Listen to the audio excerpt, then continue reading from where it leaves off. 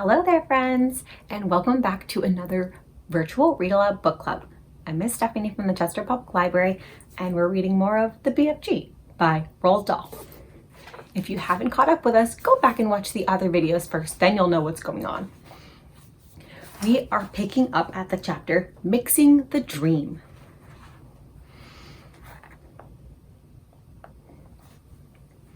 It was dark now. The night had already begun.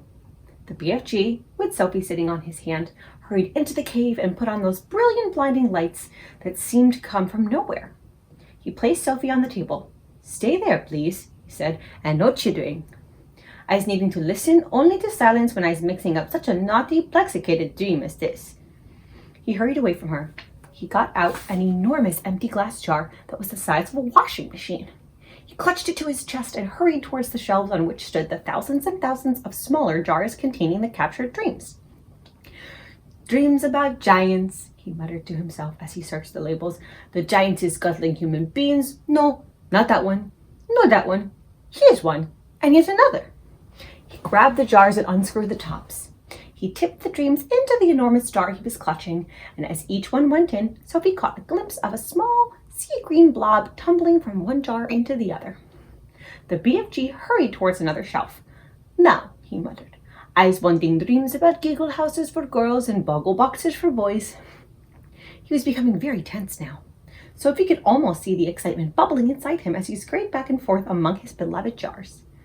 There must have been 50,000 dreams altogether up there on the shelves, but he seemed to know almost exactly where every one of them was. "Dreams about a little girl," he muttered, "and dreams about me, about the BFG. Come on, hurry up, get on with it. Now where in the wonky world is I keeping those?" And so it went on. In about half an hour, the BFG had found all the dreams he wanted and had tipped them into the one huge jar. He put the jar on the table. Sophie sat watching him but said nothing. Inside the big jar, laying on the bottom of it, she could clearly see about 50 of those oval sea green jellyfish shapes, all pulsing gently in and out, some lying on top of others, but each one still a quite separate individual dream. "Now he's mixing them," the BFG announced. He went to the cupboard where he kept his bottles of frobscottle, and from it he took out a gigantic egg beater. It was one of those that has a handle which you turn, and down below there are a lot of overlapping blades that go whizzing around. He inserted the bottom end of his contraption into the big jar where the dreams were lying. "Watch," he said. He started turning the handle very fast. Flashes of green and blue exploded inside the jar. The dreams were being whisked into a sea green froth. "The poor things!" Sophie cried. "They's not feeling it," the BFG said as he turned the handle. "Dreams is not like human beings or animals. They has no brains. They's made of zosmus." After about a minute, the BFG stopped whisking. The whole bottle was now full to the brim with large bubbles. They were almost exactly like the bubbles we ourselves blow from soapy water, except that these had even brighter and more beautiful colors swimming on their surfaces. "Keep watching," the BFG said.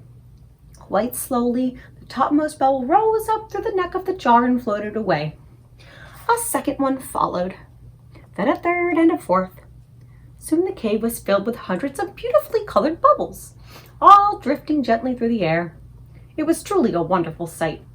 As Sophie watched them, they all started floating towards the cave entrance, which was still open. "They're going out," Sophie whispered. "Of course," the BFG said. "Where to?"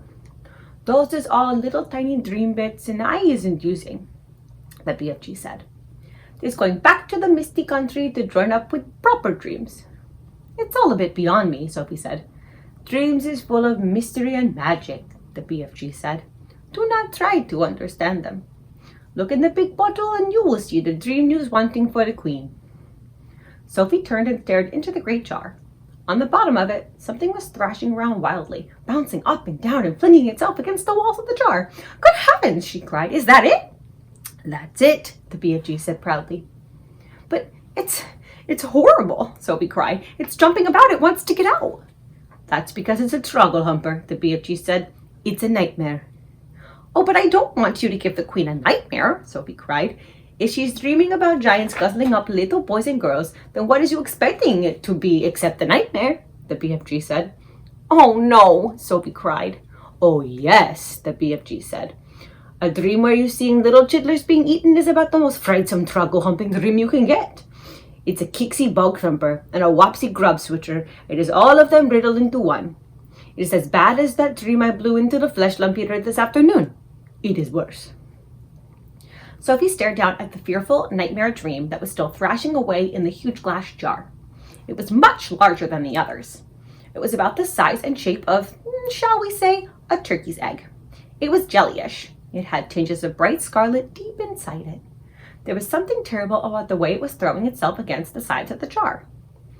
I don't want to give the queen a nightmare, Sophie said. I's thinking, the BFG said, that your queen will be happy to have a nightmare if having a nightmare is going to save a lot of human beings from being gobbled up by filthsome giants. Is that right or is I left? I suppose you're right, Sophie said. It's got to be done. She will soon be getting over it, the BFG said. Have you put all the other important things into it? Sophie asked. When I's blowing that dream into the queen's bedroom, she will be dreaming every single little thing-a-ling-a-ling you was asking me to make her dream. About me sitting on the windowsill? That part is very strong. And about a big friendly giant? I's putting in a nice long gobbet about him, the BFG said.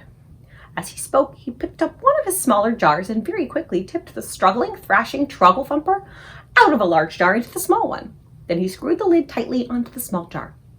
That's it, he announced. We is now ready. He fetched his suitcase and put the small jar into it. Why bother to take a great big suitcase when you've only got one jar? Sophie said. You could put the jar in your pocket. The BFG looked down at her and smiled. By goggles, he said, taking the jar out of the suitcase, your head is not so quite full of grime sludges after all. I see you was not born last week. Thank you, kind sir, Sophie said, making a little curtsy from the tabletop. Is you ready to leave? The BFG asked. I'm ready, Sophie cried. Her heart was beginning to thump at the thought of what they were about to do. It really was a wild and crazy thing. Perhaps they would both be thrown into prison. The BFG was putting on his great black cloak. He tucked the jar into a pocket in his cloak. He picked up his long trumpet-like dream blower. Then he turned and looked at Sophie, who was still on the tabletop. The dream bottle is in my pocket, he said. Is you going to sit in there with it during the travel? Never, cried Sophie. I refuse to sit next to that beastly thing. Then where's you going to sit? The BFG asked her. Sophie looked him over for a few moments. Then she said, if you would be kind enough to swivel one of your big lovely ears so that it is lying flat like a dish, that would make a very cozy place for me to sit. By gumbo, that is a sparkling good idea, the BFG said. Slowly, he swiveled his huge right ear until it was like a great shell facing the heavens. He lifted Sophie up and placed her into it. The ear itself, which was about the size of a large tea tray, was full of the same channels and crinkles as a human ear. It was extremely comfortable. I hope I don't fall down your ear hole, Sophie said, edging away from the large hole just beside her. Be very careful not to do that, the BFG said. You could give me a cronking earache. The nice thing about being there was that she could whisper directly into his ear. You is tickling me a bit, the BFG said. Please do not jiggle about. I'll try not to, Sophie said. Are we ready? Oh, yelled the BFG. Don't do that. I didn't do anything, Sophie said. You was talking too loud. You was forgetting that I was hearing every little thing-a-ling-a-ling 50 times louder than usual, and there you was shouting away right inside my ear. Oh, gosh, Sophie murmured. I forgot about that. Your voices sounded like thunder and trumpets. I'm so sorry, Sophie whispered. Is that better? No, cried the BFG. It sounds as though you were shooting off blunderbuss. Then how can I talk to you? Sophie whispered. Don't, cried the poor BFG. Please don't. Each word is like you was dropping buzz bombs in my ear hole. Sophie tried speaking right under her breath. Is this better? She said. She spoke so softly she couldn't even hear her own voice. That's better, the BFG said. Now I's hearing you very nicely. What is you trying to say to me just now? I was saying, are we ready? We's off, cried the BFG, heading for the cave entrance. We's off to meet Her Majesty the Queen. Outside the cave, he rolled a large round stone back into place and set off at a tremendous gallop. Our next chapter, Journey to London. The great yellow wasteland lay dim and milky in the moonlight as the big friendly giant went galloping across it. Sophie, still wearing only her nightie, was reclining comfortably in a crevice of the BFG's right ear. She was actually in the outer rim of the ear near the top, where the edge of the ear folds over, and this folding over bit made a sort of roof for her and gave her wonderful protection against the rushing wind. What is more, she was lying on skin that was soft and warm and almost velvety. Nobody, she told herself, had ever traveled in greater comfort. Sophie peeped over the rim of the ear and watched the desolate landscape of giant country go whizzing by. They were certainly moving fast. The BFG went bouncing off the ground as though they were rockets in his toes, and each stride he took lifted them about 100 feet into the air. But he had not yet gone into the whizzing top gear of his, when the ground became blurred by speed and the wind howled and his feet didn't seem to be touching anything but air. That would come later. Sophie had not slept for a long time. She was very tired. She was also warm and comfortable. She dozed off. She didn't know how long she slept, but when she woke up again and looked out over the edge of the ear, the landscape had changed completely. They were in a green country now with mountains and forests. It was still dark, but the moon was shining as brightly as ever. Suddenly, and without slowing his pace, the BFG turned his head sharply to the left. For the first time during the entire journey, he spoke a few words. "Look quickly, quick, over there," he said, pointing his long trumpet.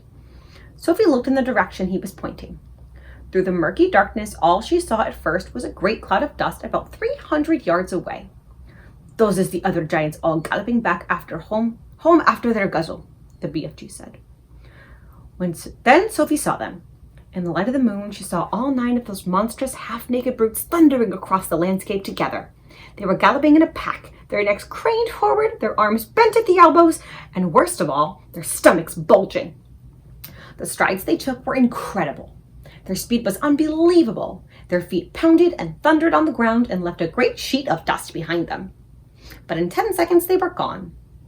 "A lot of little girlsies and boysies is no longer sleeping in their beds tonight," the BFG said.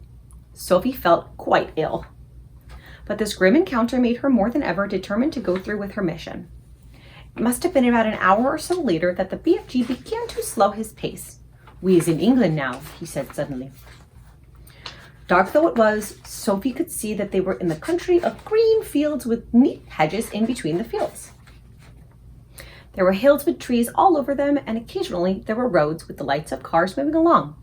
Each time they came to a road, the BFG was over it and away, and no motorist could possibly have seen anything except a quick black shadow flashing overhead. All at once, a curious orange-colored glow appeared in the night sky ahead of them. "We's coming close to London," the BFG said.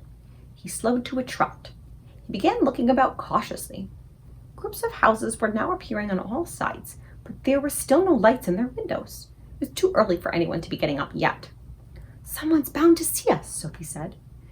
"Never is they seeing me," the BFG said confidently. "You's forgetting that I's doing this sort of thing for years and years and years. No human being is ever catching even the smallest wink of me." "I did," Sophie whispered. "Ah," he said. "Yes, but you was the very first." During the next half hour, things moved so swiftly and so silently that Sophie crouched in the giant's ear, and she was unable to understand exactly what was going on. They were in streets. There were houses everywhere. Sometimes there were shops. There were bright lamps in the streets. There were quite a few people about, and there were cars with lights on. But nobody ever noticed the BFG. It was impossible to understand quite how he did it. There was a kind of magic to his movements. He seemed to melt into the shadows. He would glide. That was the only word to describe his way of moving. He would glide noiselessly from one dark place to another, always moving, always gliding forward through the streets of London, his black cloak blending with the shadows of the night. It is quite possible that 1 or 2 late-night wanderers might have thought they saw a tall black shadow skimming swiftly down a murky side street. But even if they had, they would never have believed their own eyes. They would have dismissed it as an illusion and blamed themselves for seeing things that weren't there. Sophie and the BFG came at last to a large place full of trees. There was a road running through it and a lake. There were no people in this place, and the BFG stopped for the first time since they had set out from his cave many hours before. "What's the matter?" Sophie whispered in her under-the-breath voice. "I's in a bit of a puddle," he said. "You're doing marvelously," Sophie whispered. "No, I isn't," he said. "I's now completely boggled. I's lost." "But why?" "Because we's meant to be in the middle of London, and suddenly we's in green pastures." Don't be silly, Sophie whispered. This is the middle of London. It's called Hyde Park. I know exactly where we are. You's joking. I'm not. I swear I'm not. We're almost there. You mean we's nearly at the Queen's Palace? Cried the BFG. It's just across the road, Sophie whispers. This is where I take over. Which way? The BFG asked. Straight ahead. The BFG trotted toward the deserted park. Now stop. The BFG stopped. You see that huge roundabout just ahead of us? Just outside the park? Sophie whispered. I see it. That is Hyde Park Corner. Even now, when it was still an hour before dawn, there was quite a lot of traffic moving around Hyde Park Corner. Then Sophie whispered, in the middle of the roundabout, there is an enormous stone arch with a statue of a horse and a rider on top of it. Can you see that? The BFG peered through the trees. I seeing it, he said. Do you think that if you took a very fast run at it, you could jump clear over Hyde Park Corner, over the arch and over the horse and rider and land on the pavement on the other side? Easy, the BFG said. You're sure? You're absolutely sure? I promise, the BFG said. Whatever you do, you mustn't land in the middle of Hyde Park Corner. Don't get so flustered, the BFG said. To me, that is a snitchy little jump. There's not a thing-a-ling-a-ling to it. Then go, Sophie whispered. The BFG broke into a full gallop. He went scorching across the park, and just before he reached the railings that divided it from the street, he took off. It was a gigantic leap. He flew high over Hyde Park Corner and landed as softly as a cat on the pavement on the other side. Well done, Sophie whispered. Now quick, over that wall. Directly in front of them, bordering the pavement, there was a brick wall with fearsome-looking spikes all along the top of it. A swift crouch, a little leap, and the BFG was over it. We're there, Sophie whispered excitedly. We're in the Queen's back garden. All right, we're going to do one more chapter today called The Palace.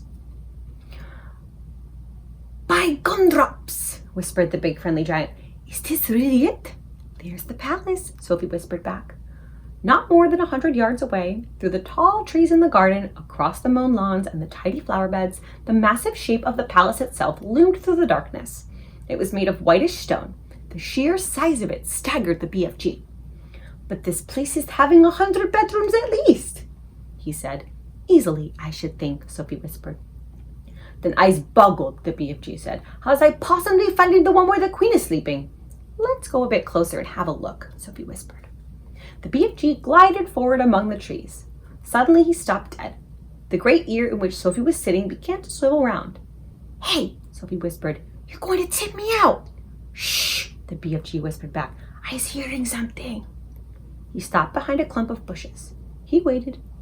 The ear was still swinging this way and that. Sophie had to hang on tight to the side of it to save herself from tumbling out. The BFG pointed through a gap in the bushes. And there, not more than 50 yards away, she saw a man padding softly across the lawn. He had a guard dog with him on a leash. The BFG stayed as still as a stone. So did Sophie. The man and the dog walked on and disappeared into the darkness. You was telling me they has no soldiers in the back garden, the BFG whispered. He wasn't a soldier, Sophie whispered. He was some sort of a watchman. We'll have to be careful. I's not too worried, the BFG said. These waxy big ears of mine is picking up even the noise of a man breathing on the other side of this garden. How much longer before it begins to get light? Sophie whispered. Very short, the BFG said. We must go pell-mell for leather now. He glided forward through the vast garden, and once again Sophie noticed how he seemed to melt into the shadows wherever he went. His feet made no sound at all, even when he was walking on gravel. Suddenly, they were right up close against the back wall of a great palace. The BFG's head was level with the upper windows one flight up, and Sophie, sitting in his ear, had the same view. In all the windows on that floor, the curtains seemed to be drawn. There were no lights showing anywhere. In the distance, they could hear the muted sound of traffic going round Hyde Park Corner. The BFG stopped and put his other ear, the one Sophie wasn't sitting in, close to the first window. No, he whispered. What are you listening for? Sophie whispered back. For breathing, the BFG whispered. I's able to tell if it is a man, human being, or a lady by the breathing voice. We has a man in there, snortling a little bit too.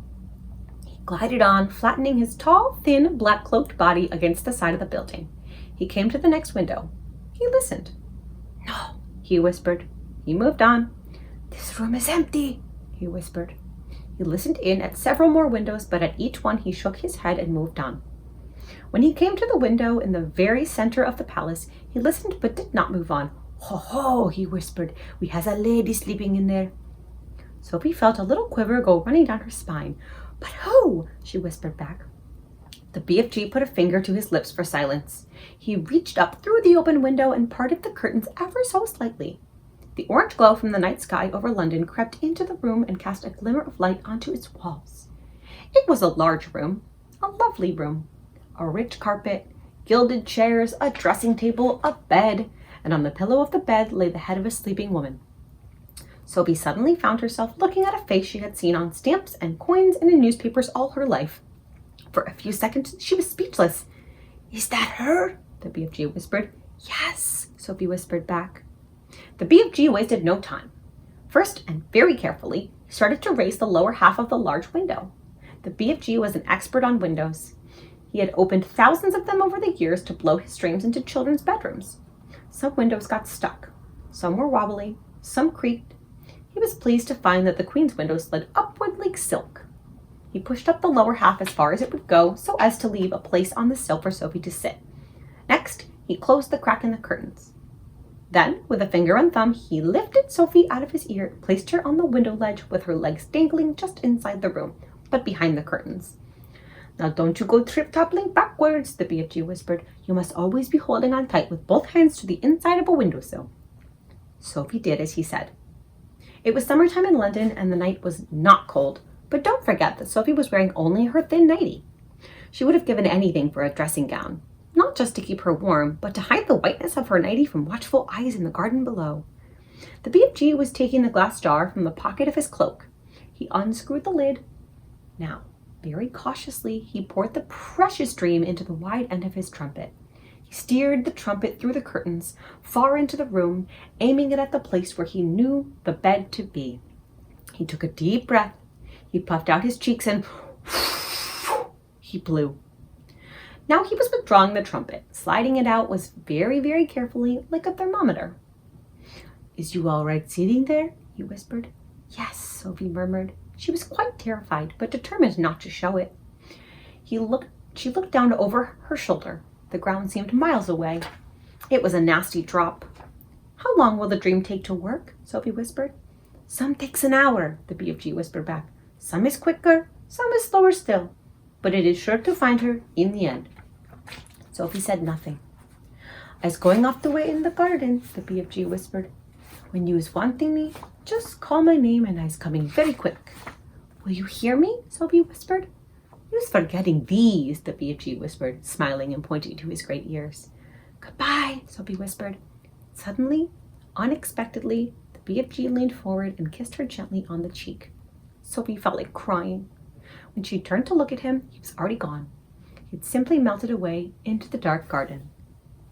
And that's where we're going to stop today. Next time we'll pick up where we left off. Maybe we'll meet the Queen. Not sure, but we'll find out what happens next when we come back next time. Thanks for joining me today again, friends. I hope you're staying safe and healthy. I hope you're learning and liking our book, and I hope to see you soon.